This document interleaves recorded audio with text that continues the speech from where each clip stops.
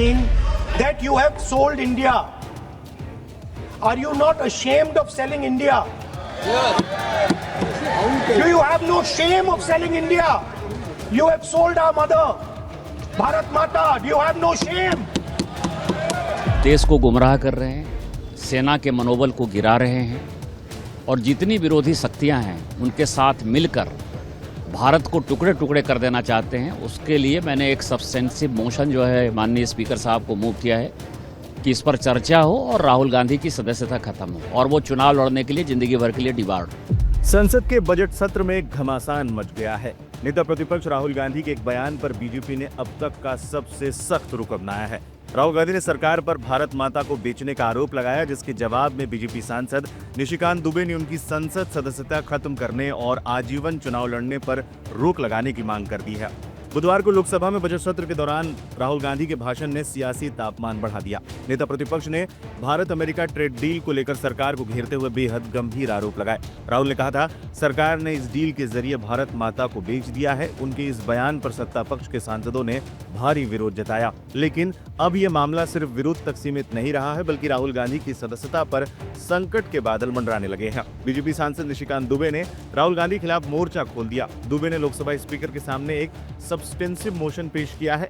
निशिकांत दुबे का आरोप है कि राहुल गांधी विदेशी ताकतों के इशारे पर देश को गुमराह कर रहे हैं। दुबे ने अपने प्रस्ताव में सिर्फ राहुल गांधी की आलोचना नहीं की, बल्कि दो बड़ी मांगे रखी हैं। पहली, राहुल गांधी की लोकसभा सदस्यता तुरंत खत्म की जाए और दूसरी, उन पर आजीवन चुनाव लड़ने पर प्रतिबंध लगाया जाए।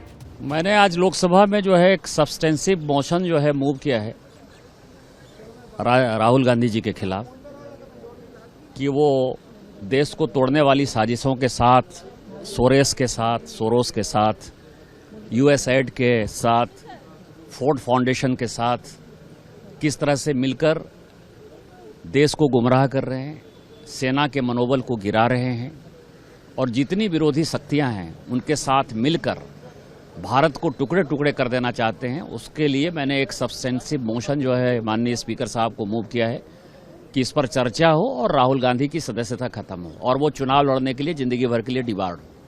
सर, जैसे राहुल गांधी कहते हैं कि भारत माता को बेच दिया है मोदी। मैंने कहा ना कि मैंने सारी चर्चा की है। मोशन जो है मैं स्पीकर साहब से ये रिक्वेस्ट करूंगा कि वो मेरे मोशन को एक्सेप्ट करें।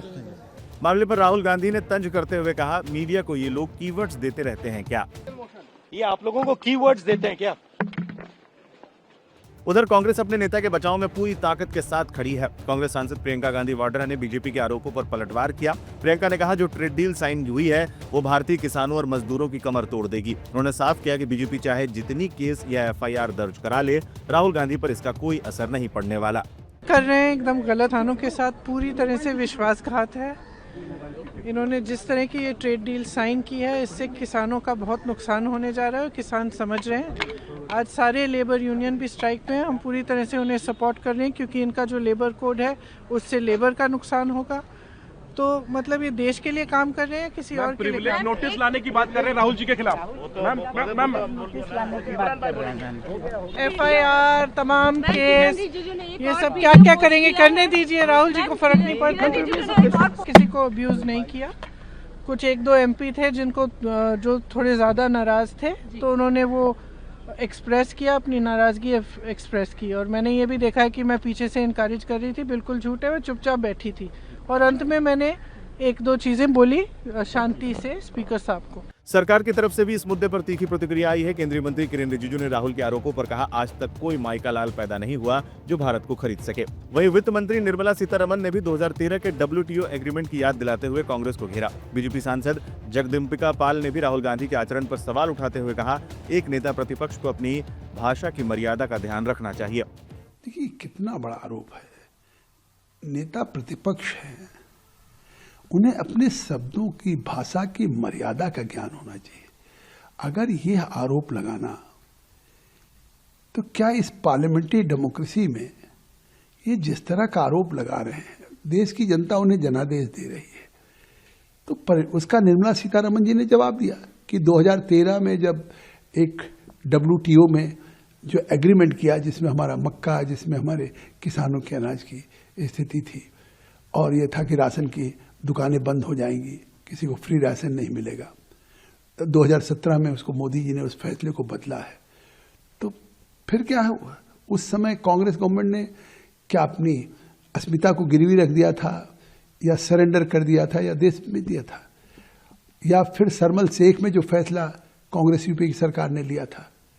तो इस तरह से वो सदन में नेता प्रतिपक्ष हैं, कम से कम सरकार की चाहे जितनी आलोचना करें, लेकिन जिस तरह का आरोप लगाना, जिस तरह का मतलब बिना किसी तथ्यों के देश को गुमराह करना, और मुझे लगता है कि कल भी जिस तरीके से कह रहे थे उसका निर्मला सीतारमण ने जवाब दिया है। और मुझे लगता है कि इसमें क्या सच्चाई नहीं कि बजट की स्पीच थी, क्या ये सच्चाई नहीं कि India is becoming one of the fastest growing economy at the rate of 7.2%, fiscal deficit 4.3% हुआ, जो मतलब इन्फ्लेशन 10% से ऊपर रहता था, डबल डिजिट में, आज 1.7%। महंगाई कम हुई है, दुनिया में चौथी अर्थव्यवस्था बन चुकी है।